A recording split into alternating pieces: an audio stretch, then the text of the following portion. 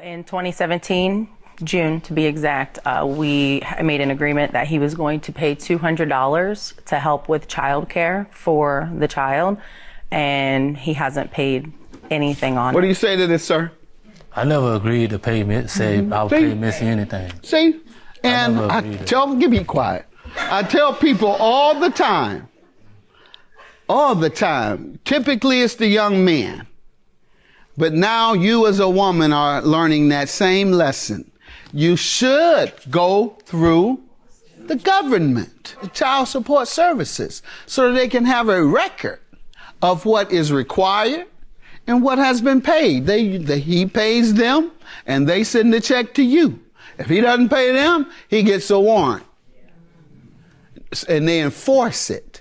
If child support services aren't involved, there's no one to enforce it because you have no order from the court. So you're relying on his word. And then when you go in front of the judge and you say, Judge, he owes me, just like you're telling me. The person says, just like he's telling me. I never agreed to do that.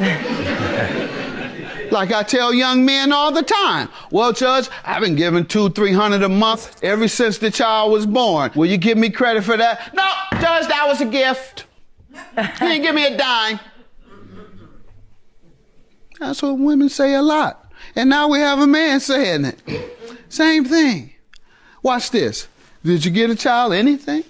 Yes, sir, I did. See? What'd you give him? What'd you give him? I was living off a fixed income. What'd you give him? I'm trying. What'd you give him? I did give him $200. I didn't hear you. I was giving her $200. A month? Yes, sir. On a fixed income? You're a good man. You're a great man. If you were on a fixed income and I was your judge, I would probably order you to pay $75 a month. Fixed income probably is what type? Social Security, pension? Yes, and you don't look like you worked all your life for a pension. No, I never worked. All right, you never worked. You have a physical challenge. Why haven't you ever worked? Because I got in a car accident and it messed my back up. Okay, how old? Oh, I was a kid, like 13. Okay, so you're on Social Security. Yes, sir. And that probably is no more than $10,000, $15,000 a year. $200 a month is too much for a person making that little. So once again, I don't even believe you could afford to give her $200 a month. Go ahead, ma'am. You say you're suing him for $200 he agreed to pay. He admits to agreeing, and he says he paid every month.